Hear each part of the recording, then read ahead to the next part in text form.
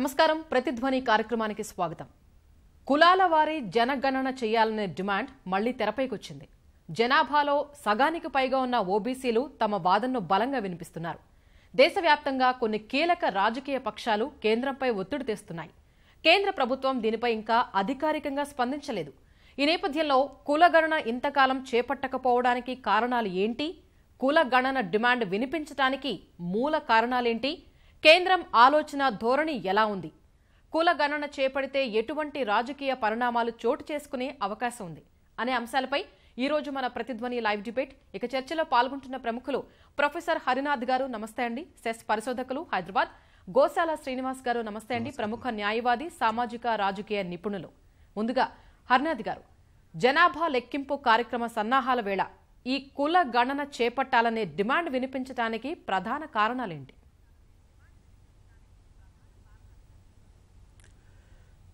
Right అండి. ఇప్పుడున్నటువంటి పరిస్థితులలో కుల గణన అనేది మళ్ళీ తెరపైకి వచ్చినటువంటి అంశాన్ని మనం చూస్తున్నాం. ఎందుకంటే భారతదేశంలో మనకు స్వతంత్రం రాకముందు, అంటే మనం బ్రిటిష్ పరిపాలనలో ఉన్నటువంటి కాలంలో 1872లో ప్రారంభమైనటువంటి ఈ కులగణన ఏదైతే ఉందో, అప్పుడు ప్రారంభమైనటువంటి ఈ నేపథ్యంలో 1881లో సమగ్రంగా కులగణన అనేది తెరపైకి వచ్చింది.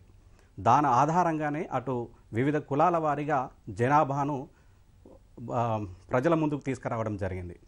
అదేవిధంగా అట్లా కొనసాగినటువంటి ఈ కులగణన ఏదైతుందో 1931 వరకు సమగ్రంగా ఆ కులాల వారీగా జనాభాను లెక్కించడం జరిగింది. అయితే 1941 నాటికి అది కాస్త మళ్ళీ వెనుకడుగు వేయడం జరిగింది. ఎందుకంటే రెండో ప్రపంచ యుద్ధం కారణంగా ఆనాడు ఏర్పడినటువంటి అటు అడ్మినిస్ట్రేషన్లో, తర్వాత ఆర్థికపరమైనటువంటి అంశాలు తెర మీదకి రావడం ద్వారా వాళ్ళు ఆ కులగణన చేయలేకపోయారు. అయితే మళ్ళీ మనకు స్వతంత్రం వచ్చిన తర్వాత 1953లో ఈ కులగణన మీద ఒక సమగ్రంగా విచారణ చేపట్టాలనేటువంటి ఉద్దేశంతో 1953లో మొదటిసారిగా బీసీ కమిషన్ ఏర్పాటు చేయడం జరిగింది.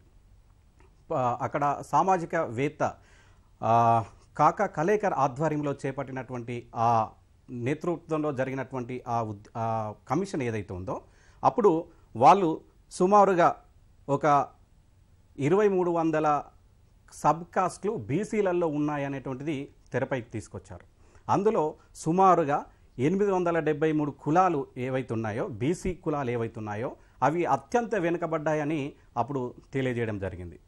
అయితే వీటికి ఈ బీసీ కమ్యూనిటీలో అత్యంత వెనుకబడినటువంటి కమ్యూనిటీస్ ఏవైతున్నాయో వాటి సమగ్ర అభివృద్ధి కోసం ప్రణాళికలు సిద్ధం చేయాలని ఆ కమిషన్ చెప్పడం జరిగింది.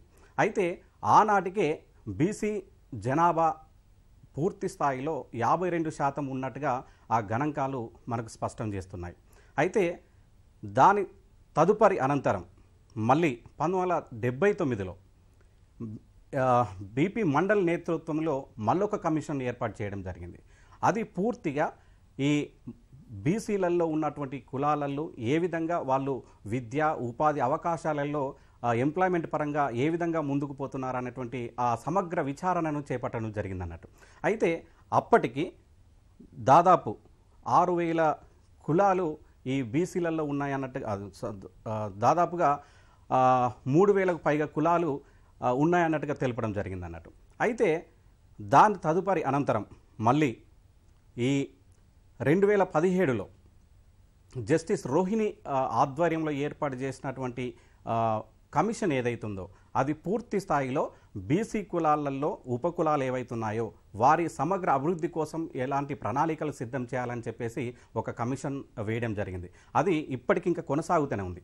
దాని కాల పరిమితి ఇంకా 2021 జనవరి ఇంకా అదంటే సబ్మిట్ చేయాల్సినటువంటి పరిస్థితి ఉంది. అయితే ఆ నివేదిక పొందుపరిచినటువంటి అంశాల ప్రకారం దాదాపుగా 6000 సబ్ కాస్ట్లు ఉన్నాయన్నట్టుగా మనకు బీసీ కులాల్లో ఉన్నట్టుగా తెలపడం జరిగింది. అయితే ఈ 6000 బీసీ కులాలలో సుమారుగా మనకి ఒక 40% కులాలు ఏవైతున్నాయో వాళ్ళు వాళ్లకు అందాల్సినటువంటి అంటే రాజ్యాంగ పరంగా రిజర్వేషన్ పరంగా అందాల్సినటువంటి రిజర్వేషన్లు దక్కడం లేదనేది ఒక అంశం తెర మీదకి వచ్చింది. అదేవిధంగా సుమారు 20% కాస్ట్ సబ్ కాస్ట్లు ఏవైతున్నాయో వాళ్ళు ఇప్పటి వరకు అంటే 2014 నుండి 2018 వరకు వాళ్లకు ఎలాంటి బెనిఫిట్స్ దక్కలేదనేటువంటి ఒక అంశం మరొక తెర మీదకి వచ్చింది. అయితే రాజ్యాంగ పరంగా దక్కాల్సినటువంటి వాటా వాళ్ళకు దక్కడం లేదు కాబట్టి ఇందులో అటు రాజకీయాన్ని ఒకసారి పక్కన పెడితే అట్లీస్ట్ విద్య ఉద్యోగ అవకాశాలలో వారికి దక్కాల్సినటువంటి వాటా దక్కడం లేదు కాబట్టి వారికి సంబంధించినటువంటి కుల జనన అంటే వాళ్ళ జనాభా ప్రాతిపాదికన ఎంత ఉంది యాక్చువల్గా తెలపాలనేటువంటి కోణం మళ్ళీ తెర మీదకి వచ్చింది. అయితే మనకు ఎస్సీ ఎస్టీలకు సంబంధించినటువంటి జనాభా మనకు అందుబాటులో ఉంది, వాళ్లకు రాజ్యాంగ పరంగా దక్కాల్సినటువంటి ఫలాలు వాళ్ళకు అందుతున్నాయి. కానీ ఇక్కడ ఓబీసీలకు దక్కాల్సినటువంటి ఓబీసీలకు దక్కాల్సినటువంటి ఫలాలు ఏవైతున్నాయో వారికి దక్కడం లేదు కాబట్టి ఈ అంశం మరొకసారి తెరపైకి వచ్చిందనేది మనం చెప్పుకోవచ్చు. Okay, right. మనతో పాటు చర్చలో పాల్గొనేందుకు బీసీ సంఘం జాతీయ అధ్యక్షులు ఆర్ కృష్ణయ్య గారు కూడా పాల్గొంటున్నారు. నమస్తే అండి కృష్ణయ్య గారు. రైట్, ఇక శ్రీనివాస్ గారు. నమస్తే మేడం. నమస్తే అండి. శ్రీనివాస్ గారు, కులగణన అంశంలో కేంద్ర ప్రభుత్వ విధానం ఏంటి? ఆచితూచి వ్యవహరిస్తున్నట్లు కనిపించడానికి అసలు కారణాలేంటి? మంచి ప్రశ్న వేశారండి. నా ముందు మాట్లాడిన ప్రొఫెసర్ గారు మాటలు గురించి 2 విషయాలు మనం చెప్పి నేను నన్ను అడిగిన ప్రశ్న వస్తాను. ఆయన సెన్సస్ ని అంటే నేషనల్ సెన్సస్ అన్నది population enumeration of population or census, దాన్ని బీసీ కమిషన్ 2 కలిపేసి మాట్లాడేనట్టుగా అనిపించింది నాకు. నేషనల్ సెన్సస్ 1872లో వచ్చిన తర్వాత గణాంకాలు బ్రిటిష్ వాళ్ళ టైంలో వాళ్ళు తీసుకొచ్చినటువంటి ఈ సెన్సస్ లో కులవారీగా వాళ్ళు డేటా కలెక్ట్ చేశారు. 1941 వచ్చేప్పటికి ఆ డేటా కలెక్ట్ చేయలేదు. ఆ డేటా కలెక్ట్ చేసిందని ఎప్పుడు కూడా బయట పెట్టలేదు. 41లో కలెక్ట్ చేయకపోవడానికి కారణాలు ఏదో సెకండ్ వరల్డ్ వార్ ఉన్నారు. కానీ మనకు భారతదేశానికి మన బడ్జెట్, మన ఖర్చు, మన దగ్గర ఆర్థిక విధానాలు, మన బొక్కసం, మన యొక్క ట్రెజరీ మందే. సెకండ్ వరల్డ్ వార్ వచ్చిన తర్వాత బ్రిటిష్ వారు ఏదైనా ఇబ్బంది పడితే వారు ఇబ్బంది పడి ఉండదు తప్ప భారతదేశంలో పరిపాలన ఇబ్బంది పడలేదు. మనమే సహకరించాం. పక్కన పెట్టేద్దాం. 1941 డేటా వాళ్ళు పబ్లిష్ చేయలేదు. ఆ కారణాలు ఏవో చెప్పారు పాపం వాళ్ళందరూ. ఎయిడ్స్ అనే కమిషనర్ అప్పుడు ఎయిడ్స్ ఉండేవాడు. తర్వాత ఎప్పుడైతే స్వతంత్రం వచ్చిన తర్వాత మనం ఎప్పుడైనా ఈ జనాభా గణనను మనం తీసుకున్నామో స్వతంత్ర భారతదేశంలో, అప్పటి నుంచి ఇప్పటిదాకా కూడా బీసీ అంటే క్యాస్ట్, బీసీ ఏం లేదు, క్యాస్ట్ బేస్డ్ డేటా అనేది ఇప్పటిదాకా సర్వే చేయలేదు, కలెక్ట్ చేయలేదు.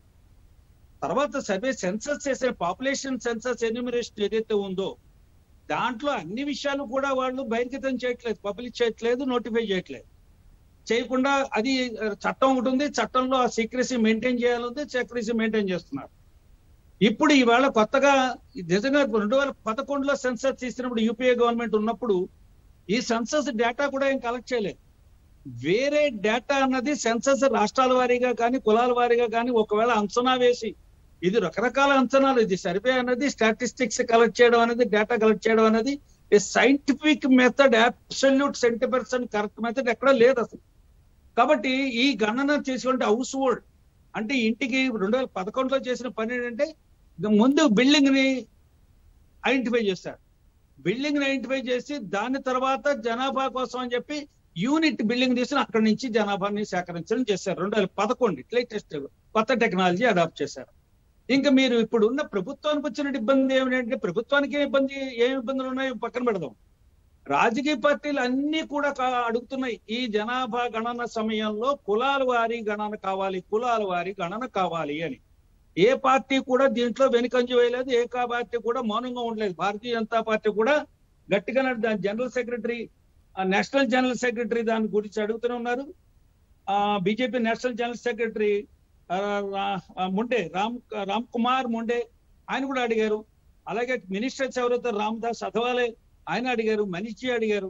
వీళ్ళందరూ అడుగుతున్నారు కులాల వారీగా గణాంకాలు కావాలి, దాని డేటా మనకి పబ్లిష్ చేస్తే చాలా బాగుంటుంది. దాని ద్వారా నితీష్ కుమార్ అడిగింది ఏమిటంటే ఓబీసీ కులాలు చాలా ఉన్నాయి. ఓబీసీ కులాలు అయితే ఇప్పుడు 2,000 చిల్లర ఉన్నాయి. ఆ ఓబీసీ కులాలు 2,000 చిల్లర ఉంటే 2,633. దాంట్లోంచి ఈబీసీ ఎకనామికల్ బ్యాక్వర్డ్ కాదు, వాళ్ళు అంటే బాగా బాగా దాని అంటే పిచ్చిడీలో బాగా ఇంకా బాగా అన్నమాట అన్నది దీని ఎస్టీమ్డ్ బ్యాక్వర్డ్ క్లాస్. దీన్ని కనుక గణన చేయాలి, దీని మధ్యన వ్యత్యాసం ఉంది, ఈబీసీ కొత్త చూసుకోవాలి, ఓబీసీ చూసుకోవాలి. దీని క్యాస్ట్ వైజ్ డేటా కలెక్ట్ చేసినట్టయితే ఒక్కొక్క రాష్ట్రంలో కొన్ని క్యాస్ట్లు, ఆ రాష్ట్రంలో ఉన్న క్యాస్ట్లు పక్క రాష్ట్రంలో ఉండవు, పక్క రాష్ట్రంలో ఉన్న క్యాస్ట్లు ఇంకో రాష్ట్రంలో ఉండవు. ఒక్కొక్క సంవత్సరం ఒక్కొక్క రకంగా వాళ్ళ జనాభా వలస వెళ్ళిపోవడం వల్ల కానీ, లేదా అక్కడి నుంచి జనాభా చెదిరిపోవడం వల్ల కానీ, అందుచేత ఈ జనాభా పర్టికులర్ గా ఒక స్టేట్ లో అనేది నిర్దిష్టంగా కనపట్టలేదు. కాబట్టి ఇప్పుడు ఎస్సీ కేటగరైజేషన్ ఏ ఇబ్బంది వచ్చింది? చాలా కులాలు ఉన్నాయి ఎస్సీలో, దాన్ని ఎలా కేటగరైజ్ చేయాలి తెలియట్లేదు. మొన్న ఒరిస్సా ప్రభుత్వం 2000 ఈ మధ్య కాలంలో వాళ్ళ స్టేట్ బేసిక్ కమిషన్ ఏం చేసిందంటే వాళ్ళ రాష్ట్రంలోనే అసలు ఎన్ని కులాలు ఉన్నాయో గణన చేయాలనుకున్నారు. తప్పేం లేదు, అదొక ముందడుగు, అలా చెయ్యొచ్చు కూడా. ఈ బీసీ కమిషన్ కి మొట్టమొదటిసారి రాజ్యాంగమైన హోదా ఇచ్చింది 2017 జస్టిస్ రోహిణి గారి యొక్క కమిషనర్ అధ్యక్షత జరిగినట్టు ఏర్పడిన కమిషన్ కి రాజ్యాంగ హోదా కల్పింపబడింది. ఈ వీళ్ళు చేస్తున్నది ఏమిటంటే వీళ్ళ దగ్గర డేటా ఎంతవరకు కలెక్ట్ చేయాలన్నది రాష్ట్రాల మీద ఆధారపడవలసి వస్తుంది. కేంద్రం దగ్గర డేటా కనపడదు. రాష్ట్రాల మీద ఆధారపడితే ఒక్కొక్క రాష్ట్రం వాళ్ళ దగ్గర ఉన్న డేటాలు కమిషన్ ఏర్పాటు, ప్రతి రాష్ట్రం కూడా బీసీ కమిషన్ ఉంది. బీసీ కమిషన్ ఏర్పాటు చేసింది అది కులాన్ని బీసీ కులంగా గ్రహించాలంటే దాన్ని ఏమంటారు కన్సిడర్ చేయాలంటే ఒక కమిషన్ ఆ కులాన్ని బీసీ కింద బ్యాక్వర్డ్ క్లాస్ లోకి వస్తుంది ఈ కులం అని రికమెండ్ చేయాలి. అలా రికమెండ్ చేయడానికి కూడా బీసీ కమిషన్ పనిచేస్తుంది. వాళ్ళు చాలా సమర్థవంతంగా పనిచేస్తున్నాయి కేంద్రం లెవెల్లో కానీ రాష్ట్రాల లెవెల్లో. ఇప్పుడు దీనికి ప్రభుత్వానికి ఉన్న ఆటంకాలు ఏమిటి? భారతీయ జనతా పార్టీ దగ్గర కూడా ఉంది, వాళ్ళ దగ్గర కూడా ఈ డిమాండ్ ఉంది. ఈ డిమాండ్ లేని రాజకీయ పార్టీ ఏదీ లేదు.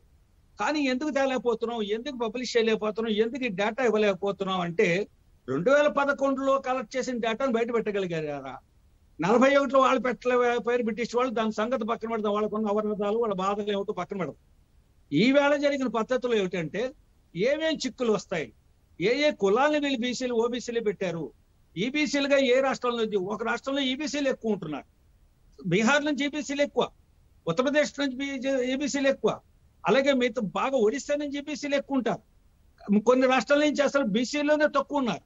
కాబట్టి రాష్ట్రాల వారీగా ఏ కులాన్ని ఈబీసీలో పెట్టాలి, రాష్ట్రాల వారీగా ఉన్న బీసీల యొక్క గణన ఏమిటి, వాళ్ళ జనాభా ప్రాతిపదికన తీసుకున్నామా, వాళ్ళ ఆర్థిక సామర్థ్యత మీద తీసుకున్నామా, socially and economically educationally backwardness, socially economically and educationally backwardness, వీటికి తీసుకున్నప్పుడు పారామీటర్ ఏమిటి, ఈ పారామీటర్ తీసుకున్నప్పుడు ఏ రకంగా వాళ్ళని అసెస్ చేయాలి.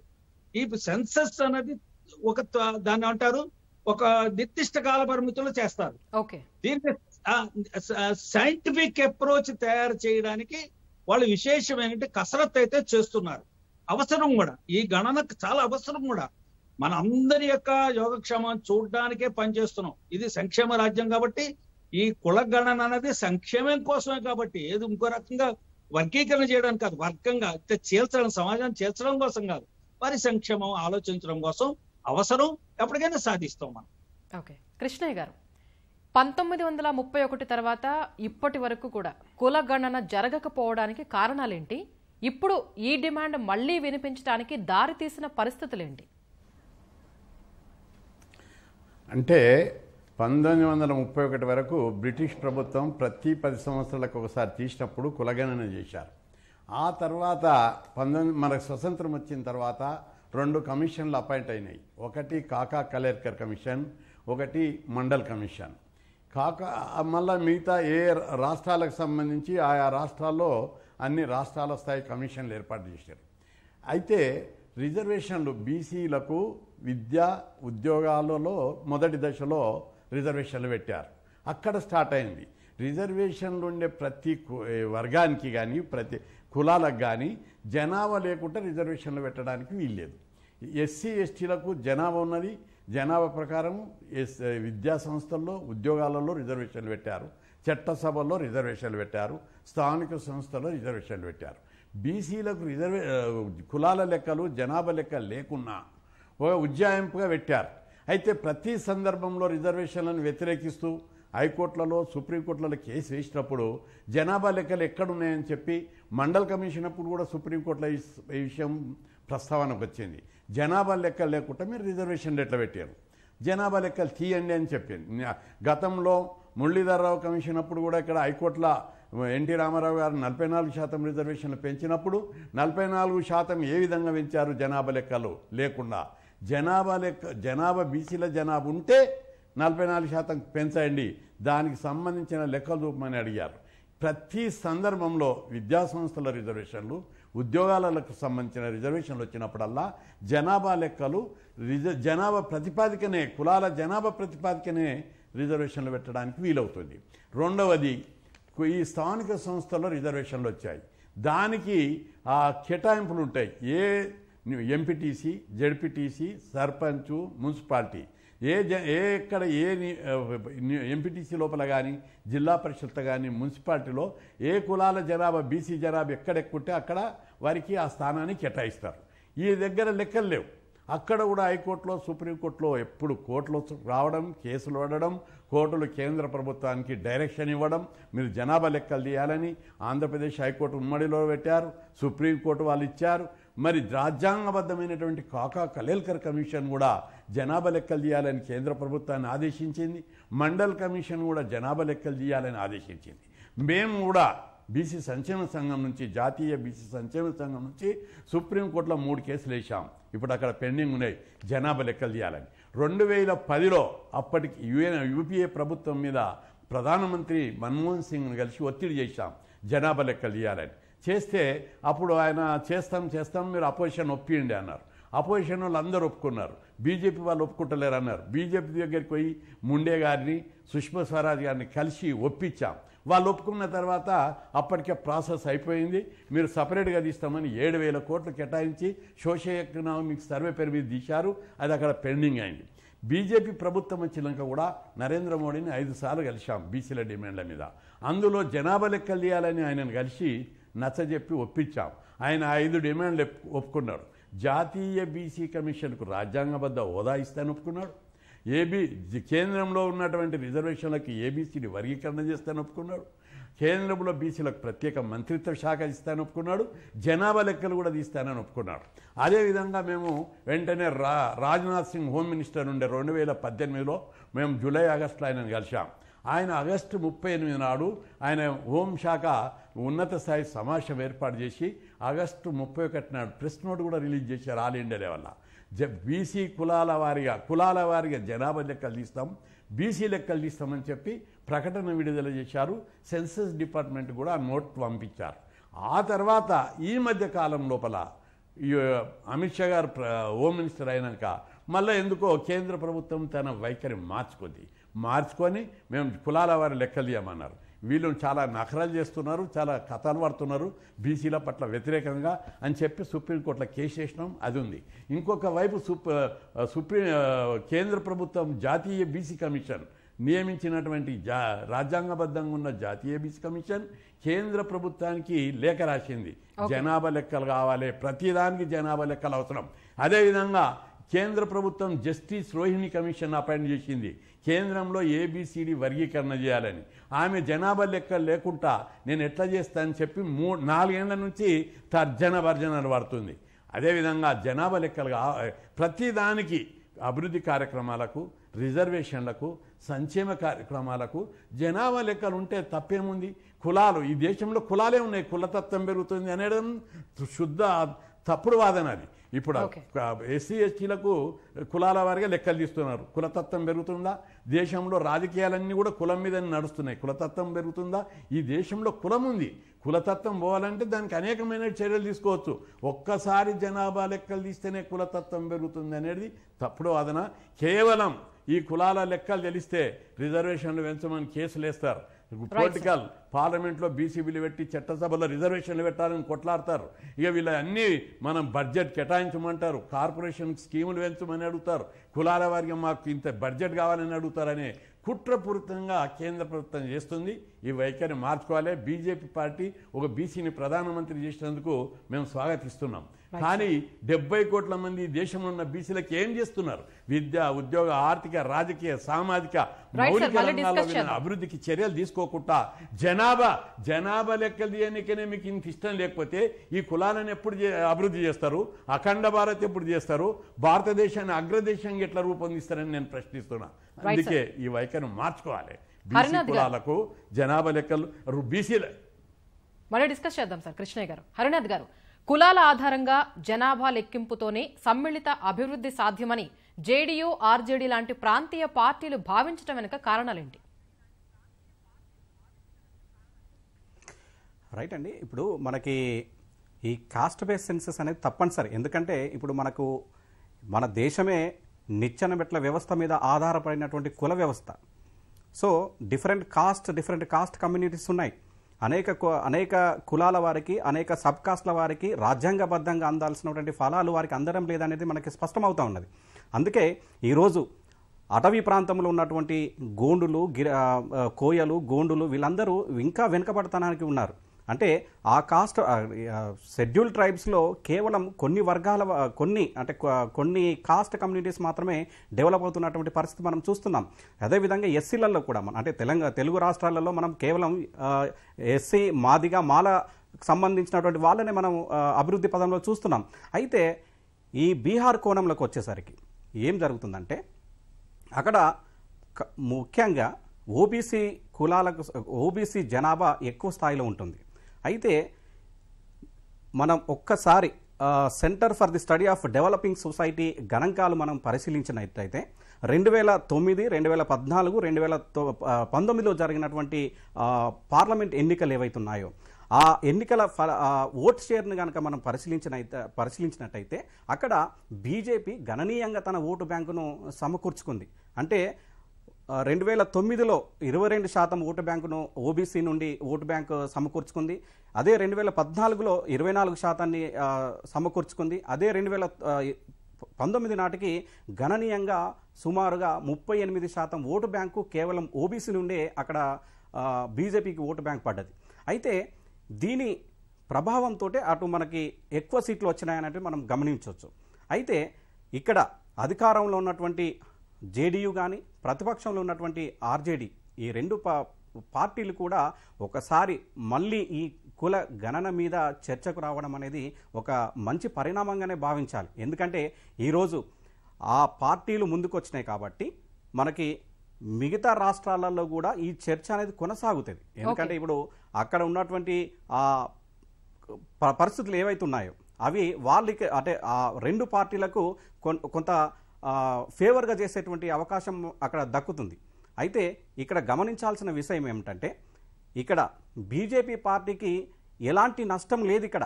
ఎందుకంటే ఓబీసీ ఓటు బ్యాంకును బీజేపీ పార్టీ గణనీయంగా పెరుగుతుంది కాబట్టి ఈ కులగణన చేస్తే అక్కడ బీజేపీ పార్టీకే మనకి మేలు జరుగుతుందనే అంశం అక్కడ బీజేపీ పార్టీ అధినాయకత్వం గ్రహించాల్సినటువంటి అవసరం ఎంతైనా ఉంది. ఓకే శ్రీనివాస్ గారు, కులాల ఆధారంగా జనాభా లెక్కించడం అనేది అసలు సాధ్యమయ్యే పనేనా? ఇంకొకటి, లెక్కింపులో ఎలాంటి సవాళ్లు ఎదురవుతాయి? మంచి ప్రశ్న వేస్తారండి, మళ్ళీ చక్కడు ఇస్తున్నాను. దానికి ముందు చిన్న విషయం చెప్తున్నాను. ఇది రాజకీయ కోణంలోకి తీసుకెళ్లకుండా ఉంటే శ్రేయదాయకంగా ఉంటుంది. ఎందుకంటే సంక్షేమం కోసం కోరుతున్నాం మనం. దీనికి రాజకీయ ప్రయోజనాలు, బీజేపీ ఓడిపోతుందో నెగ్గుతుందో దాన్ని పక్కన పెడదాం. ఈ సమాజంలో, ఈ దేశంలో మనతో పాటు సమానంగా బతుకుతున్న వాళ్ళు ఆర్థికంగా, విద్యాగతంగా, సామాజికంగా కూడా వెనకబడి ఉన్నారు. వాళ్ళందరినీ మనం లిఫ్ట్ చేయవలసిన రాజ్యాంగమైనటువంటి బాధ్యత మన మీద ఉంది. దాన్ని ఏమంటారంటే ఇట్ ఈజ్ అప్లికేషన్. అంచేత ఏ రాజకీయ పార్టీకి ఎంత లాభం వస్తుంది, ఇక ఈ చర్చలు ఈ రాజకీయ కోణంకి వెళ్ళినప్పుడు అక్కడి నుంచి బేరీజీలు వేసుకుని వాళ్ళు ఆపోజ్ చేయడం ఇదన్నీ జరుగుతుంటూ ఉంటుంది. ఆ పార్టీకి ఎంత లాభం అని. అంచేత ఇది కేవలం మనం ఒక సామాజికమైన అంశంగానే మనం చర్చిస్తే మంచిదిగా ఉంటుంది. రెండోది ఏంటంటే ఇక్కడికి వచ్చేప్పటికి మన ప్రస్తుతం కేంద్రం యొక్క బీసీ కమిషన్ ఎవరైతే జస్టిస్ రోణి గారి యొక్క అధ్యక్షతన ఏర్పడిందో వారు మాకు జనాభా గణనానికి డేటా లేదు. డేటా ఉంటే మేము అనేక పనులు చేసి ఉండేవాళ్ళం, అనేక రికమెండేషన్లు చేసి ఉండేవాళ్ళం. మా మీద మేము చేసే పనులకి ప్రతి చోట కూడా ఈ డేటా అవసరం అవుతోంది అని ఆవిడ అడిగారు. కేంద్రం మంత్రిత్వ శాఖ అడిగారు ఆ డేటా ఇవ్వండి అని. కానీ మనందరం ఒకటి ఆలోచిద్దాం, మనందరం కూడా చాలా విద్యలో చాలా స్టడీ చేస్తాం, అని పుస్తకాలు చేస్తాం, రీసెర్చ్ చేస్తాం. రోహిణి గారికి అప్పటికే తెలిసి ఉండాలి ఈ దేశంలో క్యాస్ట్ డేటా అన్నది కలెక్ట్ చేయలేదు అని. ఎప్పుడు 41 తర్వాత ఎప్పుడు కలెక్ట్ చేయలేదు అని. కానీ అటువంటి డేటా సమాచారం కేంద్ర ప్రభుత్వం దగ్గర లేదు. కాబట్టి అది ఉంటే మేము చేద్దాం అంటే నాకు అనిపిస్తుంది అది ఉంటే ఎన్నో విషయాలు చేద్దాం. ఎన్నో విషయాలుగా యూనివర్సిటీల్లో కానీ కాలేజీల్లో కానీ ఆర్థిక పారిశ్రామికీకరణ కానీ గ్రామీణ ఉపాధి హామీ కానీ ఇంకన్ని చోట్ల కూడా వీళ్ళు ఏ కుటీర పరిశ్రమలు మూసేసి వీళ్ళ భారీ పరిశ్రమలు ఏర్పాటు చేసి ఆ కుటీర పరిశ్రమలు మూతపడినటువంటి పాపం వాళ్ళ కార్మికుల వాళ్ళందరూ యజమానులు. ఆ యజమానులందరికీ ఇక్కడ నౌకరీ ఇస్తామని చెప్పి బ్రిటిష్ వాళ్ళు మభ్య పెడితే అలాగా భ్రమపడిపోయినటువంటి ఈ జనాన్ని ఇంకా భ్రమ పెట్టద్దు మనం అనుకుని జస్టిస్ రోహిణి గారికి తెలుసు మరి ఎందుకో అటువంటి డేటా కేంద్ర ప్రభుత్వం లేదు ఇంతవరకు. కాబట్టి ఇప్పుడు ఒకవేళ డేటా ఆధారంగా చేద్దామన్నా ఇప్పుడు 2021 డేటా ఆధారంగా ఇకపై చేయాలి. ఇంతకు ముందు చేసేది 2021 డేటా ఆధారంగా చేయడం లేదు, 2011 డేటా ఆధారంగా చేయాలి. 2011లో ఒక చిన్న విషయం జరిగింది, మంచిది కూడా. National sample survey of India వాళ్ళ చేత డేటా కొంత కలెక్ట్ చేయించారు. ఆ డేటాలో సాంకేతికత లోపం ఉన్నా సరే ఏదో ఒకటి ఆధారం దొరికింది కదా. ఎప్పటికైనా 100% సైంటిఫిక్ అండ్ రేషనల్ సిస్టమ్ లో డేటా కలెక్ట్ చేయలేం. మళ్ళీ ఇప్పుడు వాళ్ళు వర్ష కార్మికులు ఉంటారు, వాళ్ళు ఉంటారు ఎక్కడ కనపడదు, ఇల్లు కనపడదు, ఎక్కడో డేరాలు వేసుకుంటారు, షెడ్లు వేసుకుంటారు, కుటీరాలు వేసుకుంటారు, మార్చేస్తూ ఉంటారు వాటిని.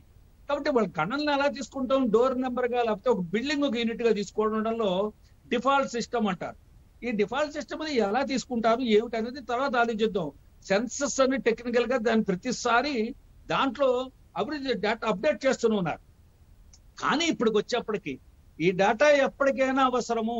కులాలు చిచ్చు లేదు, ఎందుకు లేదంటే కులాలు ఉన్నాయి కదా, కొత్తగా ఎవరికి కులం ఉంది మన దేశంలో, అబ్బా ఇన్ని వెనకబడిన కులం ఒకటి ఉందా అని ఎవరు ఆశ్చర్యపోరు. అన్ని కులాలు అందరికీ తెలుసు, అందరి కులాలు ఉన్నాయి తెలుసు. కాబట్టి ఎవ్వరూ కూడా ఈ కుల డేటా తీయడం వల్ల కులాల మధ్య చిచ్చు రగులుతుందన్న మాట ఎవరు అంటలేదు. జ్ఞానులు అసలు అంటారు, తెలివైన వాళ్ళు అసలు అంటారు, సామాజిక స్పృహ ఉన్న వాళ్ళు అసలు అంటారు. రైట్.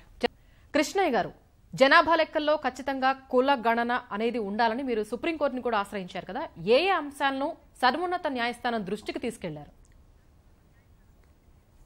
అంటే ప్రధానంగా జనాభా లెక్కలు లేకపోవడం వల్లనే ప్రతి సందర్భంలో రిజర్వేషన్లను పెంచినప్పుడల్లా కొట్టేస్తున్నారు. రెండవది, కొన్ని కులాలు అభివృద్ధి చెందిన కులాలు కూడా మా బీసీ జాబితాలో కల్పమంటున్నాయి.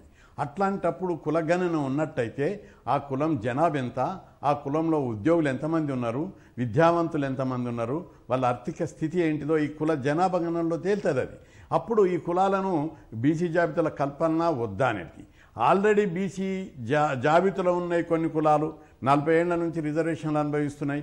ఏమన్నా డెవలప్ అయినాయో కొన్ని కులాలు, అట్లా డెవలప్ అయిన వాటిని మీరు రిమూవ్ చేయడానికి కూడా అవకాశం ఉంటుంది కదా.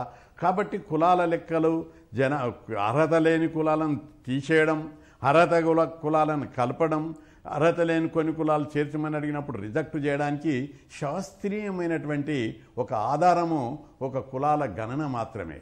ఇప్పుడు అనేక రాష్ట్రాలు ఈ శాస్త్రీయమైనటువంటి అవగాహన లేక, ఆధారాలు లేక రాజస్థాన్లో జాట్లను కలపమని అడుగుతున్నారు, మహారాష్ట్రలో మరాఠాలను కలపమని అడుగుతున్నారు, గుజరాత్లో పటేళ్లను కలపమంటున్నారు. ఈ కులాల లెక్కలు ఉంటే వాళ్ళ ముంగట పెడతాం, మీ కులం జనాభాకు మించిన ప్రాతినిధ్యం ఉద్యోగాలలో ఉన్నారు, విద్యా సంస్థల్లో ఉన్నారు, స్థానిక సంస్థల్లో ఉన్నారు, ఆర్థికంగా ఉన్నారు, మిమ్మల్ని ఎట్లా కలుపుతామని అడుగుతారు. కొన్ని కులాలు అసలే ఇంతవరకు లేవు, ప్రాతినిధ్యం లేని కులాలు ఉన్నాయి.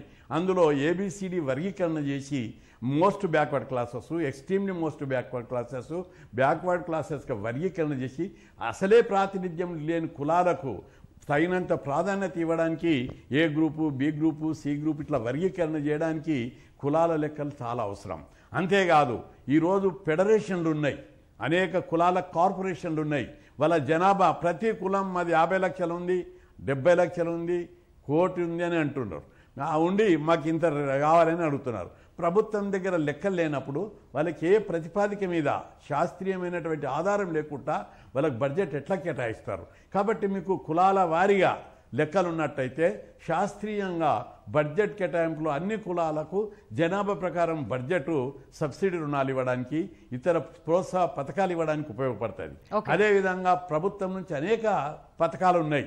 ఇండ్లు కానీ, భూముల పంపిణీ కానీ, ఇక్కడ అనేక రకాల సదుపాయాలు, సబ్సిడీ స్కీములు ఉంటాయి. వాటికి కూడా జనాభా లెక్కలు ఉంటేనే ఆయా కులాలకు ఆ జనాభా ప్రకారము ప్రాంతాల వారీగా కేటాయింపజరగడానికి అవకాశం ఉంటుంది. ఇక రిజర్వేషన్ల పెంపు, రిజర్వేషన్లకు సంబంధించినటువంటి పొలిటికల్ రిజర్వేషన్కు జనాభా లెక్కలు, ఇవన్నీ అంశాలు. అంటే టోటల్ జనాభా లెక్కలు తీస్తే రిజర్వేషన్ల శాతం నిర్ణయించడానికి, అదే కాకుండా కేటాయించేటప్పుడు స్థానిక సంస్థల్లో కానీ, మళ్ళా లోకల్ బాడీ రిజర్వేషన్లప్పుడు కానీ, ఇతర రాజకీయ రిజర్వేషన్లప్పుడు కానీ అక్కడ జనాభా లెక్కలు ఉంటేనే వాళ్ళని కేటాయించడానికి వీలవుతుంది. కాబట్టి ఇవన్నీ అంశాలు ఉన్నాయి. అనేక రాష్ట్ర ప్రభుత్వాలు కూడా డిమాండ్ చేస్తున్నాయి. అసెంబ్లీలో తీర్మానాలు చేశారు. మహారాష్ట్ర అసెంబ్లీలో తీర్మానం చేశారు, ఒరిస్సాలో చేశారు, తమిళనాడు చేసింది, బీహార్ చేసింది. అన్ని రాజకీయ పార్టీలు డిమాండ్ చేస్తున్నాయి. అయినప్పటికీ కూడా కేంద్ర ప్రభుత్వం ఇట్లా నిర్లక్ష్యం చేస్తుంది. కాబట్టి సుప్రీంకోర్టు జోక్యం చేసుకొని ఖచ్చితంగా రిజర్వేషన్ జనాభా లెక్కలు కులాల వారిగా తీయాలని చెప్పి పెట్టాం. ఈరోజు గొప్ప చీఫ్ జస్టిస్ ఉన్నాడు మన దేశానికి. కాబట్టి ఖచ్చితంగా న్యాయం జరుగుతుందని మేము ఆశిస్తున్నాం. హరినాథ్ గారు, 2010లో కులగణన జరిగినా 2013లో నివేదిక వచ్చినా అది ఇప్పటికీ విడుదల కాలేదు. కారణాలు ఏవైనా కానీ మళ్లీ కేంద్రం ఇందుకు సాహసించేందుకు అవకాశం ఉందంటారా? అంటే సాహసం చేయకపోవచ్చు. ఎందుకంటే ఇప్పుడు మనం చెప్పుకుంటున్నట్టుగా గతంలో అంటే బీసీ జనాభా గతం నాటికే 52% ఉంది. ఇప్పుడు కనుక ఆ వివరాలు మళ్ళీ బయటికి తీసినట్టయితే ఖచ్చితంగా బీసీ జనాభా అనేది కొంతమేరకు పెరిగే అవకాశం ఉంటుంది. అయితే ఈ జనాభా పెరిగినటువంటి నేపథ్యంలో ఇప్పుడు మనకు ఎస్సీ ఎస్టీలకు ఏ విధంగా అయితే జనాభా ప్రాతిపాదికనంగా వాళ్ళకు రాజ్యాంగ హక్కులు దక్కుతున్నాయో ఇక్కడ కూడా అంటే ఓబీసీ కేటగిరీకి సంబంధించినటువంటి వారికి ఇప్పుడున్నటువంటి ఆ రిజర్వేషన్ 27% ఏదైతే ఉందో తప్పనిసరిగా పెరగాల్సినటువంటి అవసరం ఉంటుంది, పెంచాల్సినటువంటి అవసరం ఉంటుంది. దానిపైన బీసీ సంఘాల నుండి పెద్ద ఎత్తున ఉద్యమాలు తెర మీదకి వస్తాయి. అయితే ఈ కోణంలో అంటే ఇవన్నీ దృష్టిలో పెట్టుకొని కేంద్ర ప్రభుత్వం ఆ సాహసం చేస్తుందని మాత్రం మనం అనుకోలేము. కానీ ఖచ్చితంగా చేయాల్సినటువంటి అవసరం ఉన్నది. ఎందుకంటే మెజారిటీగా ప్రజా సంక్షేమం కోసం పాటుపడుతున్నటువంటి అటు కేంద్ర రాష్ట్ర ప్రభుత్వాలు ఏవైతున్నాయో అవి ప్రజల కోసం ఆలోచించాల్సినటువంటి అవసరం ఉన్నది. ఆ విధంగా ఆలోచించి ముందడుగు వేయాల్సినటువంటి అవసరం ఉన్నది. ఆ కోణంలోనే సంక్షేమ ఫలాలు ఏవైతున్నాయో ఆ విధి విధానాలతోటి ఇప్పటి వరకు ఆ రాజ్యాంగ హక్కులు, రాజ్యాంగ ఫలాలు పొందినటువంటి ఉపకులాలు ఏవైతున్నాయో ఆ ప్రజలు ఎవరైతున్నారో వారికి దక్కాల్సినటువంటి ఈ నేపథ్యంలో ఖచ్చితంగా అటు కేంద్ర ప్రభుత్వం ముందడుగు వేయాల్సినటువంటి అవసరం ఉందని నేను చెప్పదలుచుకున్నాను. Right sir. శ్రీనివాస్ గారు, కేంద్రాన్ని ఇరకాటంలో పెట్టేందుకు నితీష్ కుమార్, తేజస్వి యాదవ్ ఈ అంశాన్ని లేవనెత్తారని బీజేపీ అనుకూల మేధావులు విశ్లేషిస్తున్నారు. మీరేమంటారు సార్? కొంచెం బ్రీఫ్ గా అంటే కొంచెం షార్ట్ గా. తప్పకుండా అది బీజేపీని ఇబ్బందికి పెట్టాలంటే బీజేపీ డిమాండ్ చేస్తున్నప్పుడు BJP all India general secretary demand చేశారు. బీజేపీలో మంత్రిత్వంలో మంత్రులుగా ఉన్న వాళ్ళు డిమాండ్ చేస్తున్నారు. ఓబీసీ మోర్చా ఉంది, వాళ్ళకి బీసీ మోర్చాల నుంచి డిమాండ్ వెళ్ళింది. వాళ్ళని ఏమి ఇబ్బంది పెట్టడానికి అనేది నాకేం అర్థం కావట్లేదు. కానీ ఇక్కడ ఇబ్బంది పెట్టడానికని కాదు. ఇప్పుడు మన ఆంధ్రప్రదేశ్ లో ఉన్నత కులంగా ఉన్న వాళ్ళు, కర్ణాటకలో బీసీలు వాళ్ళు, అంటే కేంద్రం చేస్తుందంటారా? ఏమండి, అంటే కేంద్రం చేస్తుందంటారా? కేంద్రానికి ఉన్న ఇబ్బందులు ఎలాగ దాన్ని అధిగమించాలి, హౌ టు అడ్రస్ ది ఇంపీడిమెంట్స్ అంటే మనకి స్పీడ్ బ్రేకర్స్ ఉంటారు అంటాం కదా, ఇంపీడిమెంట్స్ ఉన్నాయి దానికి కేంద్రం దగ్గర. అది చాలా శాస్త్రీయమైన విషయం. అది ఒక్కొక్క రాష్ట్రంలో ఒక కులం, ఇక్కడ మన దగ్గర ఒక కులం ఉంది, అది ఇక్కడ మన బీసీల కింద లెక్క. అక్కడ ఒరిస్సాలో ఓసీలు, ఒరిస్సాలో బీసీలు ఉన్నారు, అదే కులం ఇక్కడ మనకు ఓసీలుగా ఉన్నారు. అంటే చాలా ఇబ్బందులు ఉన్నాయి. 4-5 వేల కులాలు రకరకాల రాష్ట్రాల్లో రకరకాలుగా వాళ్ళు ఇప్పుడు ఉన్నారు. మీరు ఇప్పుడు 57 నుంచి 68, 70 దాకా వెళ్ళిపోతున్నారు. అన్ని కులాన్ని కూడా బీసీలుగా గణించండి, లెక్క పెట్టండి, గుర్తించండి అని చెప్పి డిమాండ్ అన్ని రాష్ట్రాల్లో ఉన్నాయి. మీరు బీసీలు కాని కులాలంటే చెప్పలేదు, చక్కగా చెప్పున్నాం. బ్రహ్మ, క్షత్రియ, వైశ్యం ఈ 3 కూడా బీసీలో ఎట్టి పరిస్థితుల్లో వెళ్ళరు. కొంతమంది క్షత్రియులు ఉన్నారు. అంచేత మిగతా కులాలన్నీ కూడా మేము బీసీలోనే అంటున్నారు కూడా. డిమాండ్ ఉంది, వాళ్ళు అలా గుర్తించాలని. కాబట్టి ఇది పక్షాన్ని తేలేదు. రైట్ సార్, చర్చలో పాల్గొన్నందుకు హరినాథ్ గారు, శ్రీనివాస్ గారు, కృష్ణయ్య గారు ధన్యవాదాలండి. కుల గణన మీద ప్రభుత్వం మరి ఏ నిర్ణయం తీసుకుంటుందో వేచి చూడాలి. ప్రముఖులైతే మాత్రం చర్చలో పాల్గొన్న వారు తమ తమ అభిప్రాయాలైతే వ్యక్తం చేశారు. ఇది వాటి ప్రతిధ్వని. నమస్తే.